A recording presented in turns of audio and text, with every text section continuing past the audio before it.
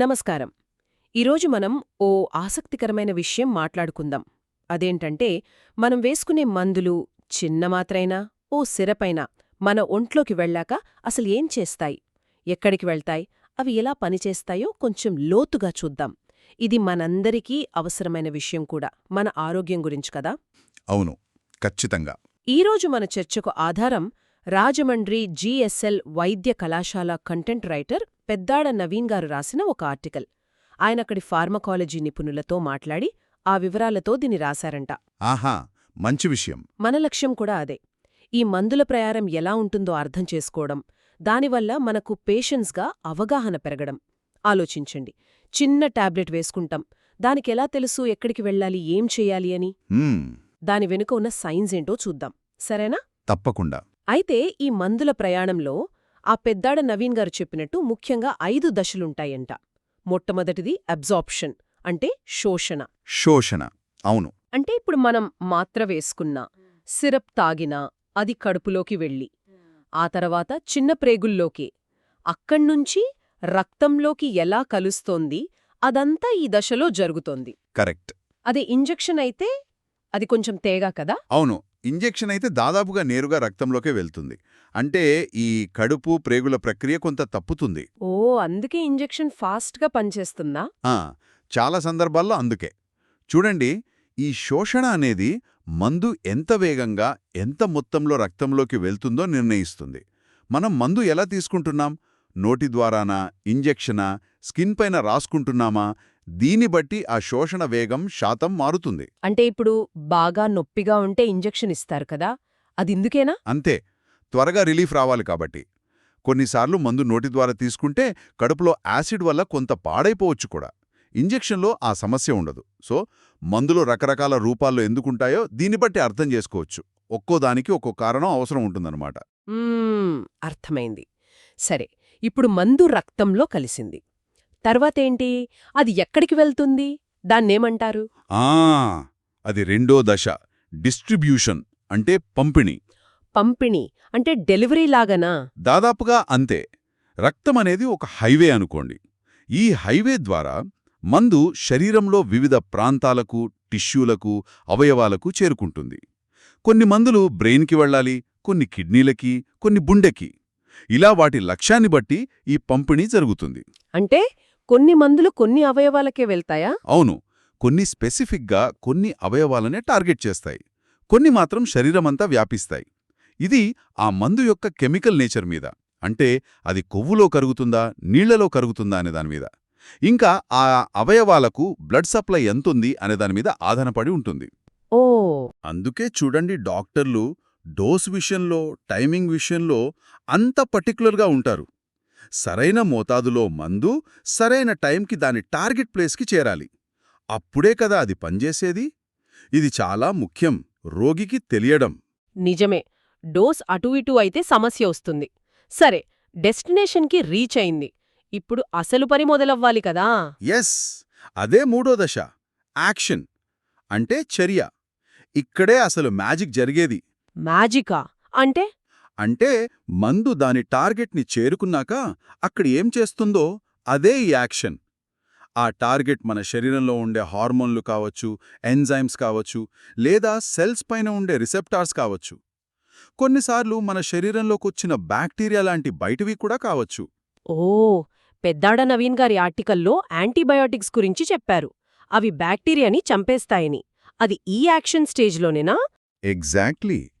Antibiotics అనేవి హాని చేసే బ్యాక్టీరియాని గుర్తించి వాటి పెరుగుదలను ఆపుతాయి, లేదా వాటిని చంపేస్తాయి. ఇదే వాటి యాక్షన్. అలాగే నొప్పి తగ్గించే మందులు నొప్పికి కారణమయ్యే కెమికల్స్ని బ్లాక్ చేస్తాయి. ప్రతి మందుకి ఒక నిర్దిష్టమైన యాక్షన్ మెకానిజం ఉంటుంది. అంటే ప్రతి మందుకి ఒక స్పెసిఫిక్ టార్గెట్ ఉంటుందా, తాళానికి కీలాగా? చాలా వరకు అంతే. అవి చాలా సెలెక్టివ్గా డిజైన్ చేయబడతాయి. యాంటీబయాటిక్స్ బ్యాక్టీరియా మీదే పనిచేస్తాయి, వైరస్ల మీద కాదు.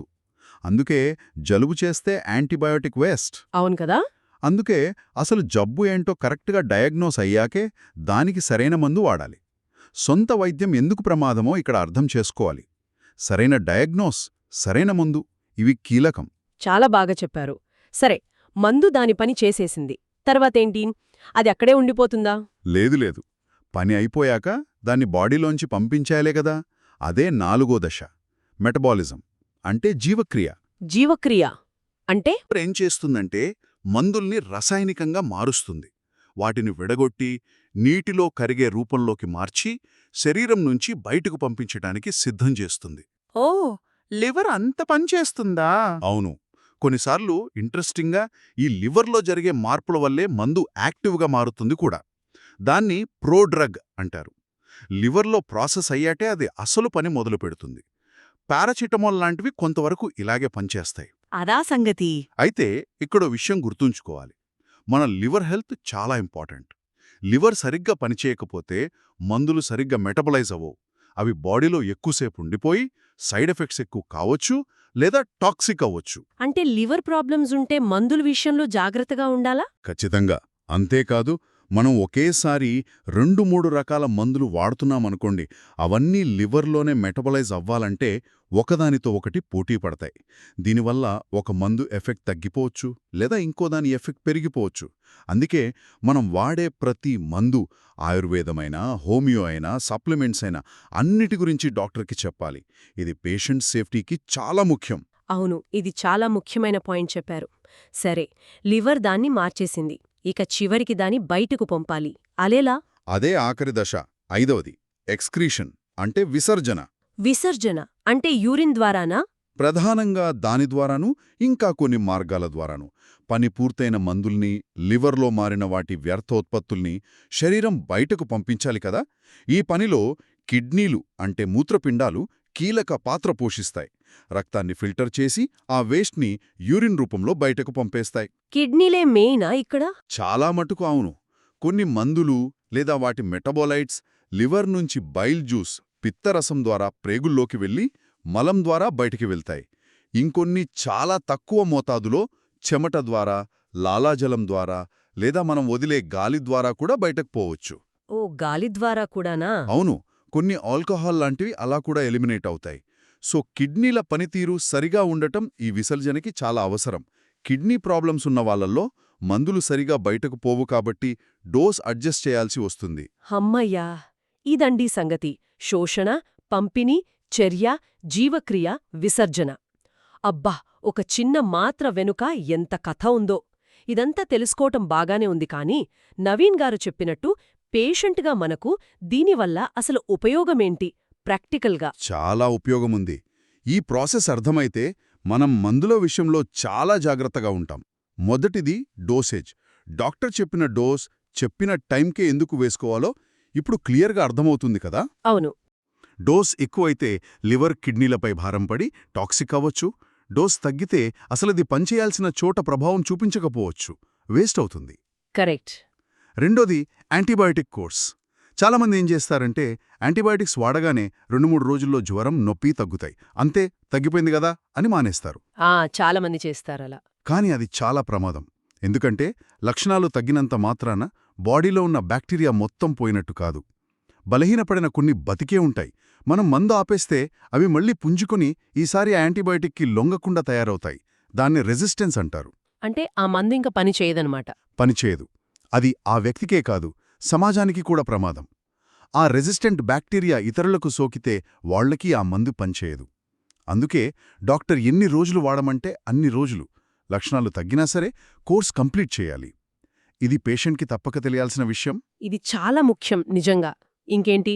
మూడోది ఇంటరాక్షన్స్ అంటే పరస్పర చర్యలు.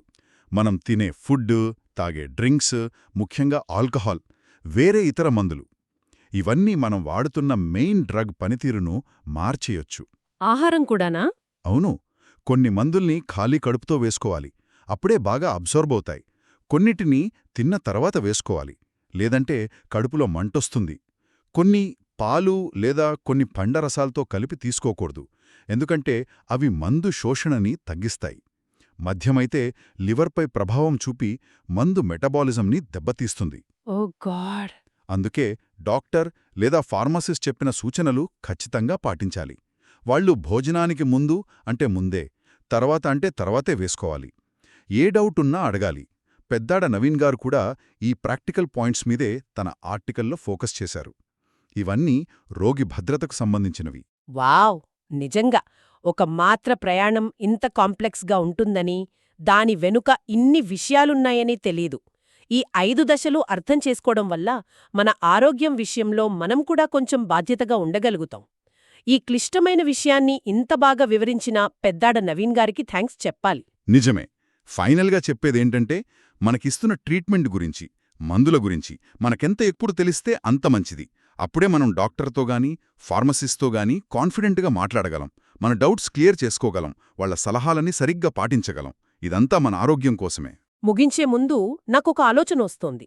ఒక మనిషి శరీరంలోనే ఈ ప్రయాణం ఇంత విభిన్నంగా, సంక్లిష్టంగా ఉంటే, మరి వేర్వేరు మనుషుల్లో వాళ్ళ వయస్సు, బరువు, జెనెటిక్స్, లైఫ్ స్టైల్, వేరే ఆరోగ్య సమస్యలు, వీటన్నిటినీ బట్టి ఈ ప్రాసెస్ ఇంకెంత తేడాగా ఉండొచ్చు?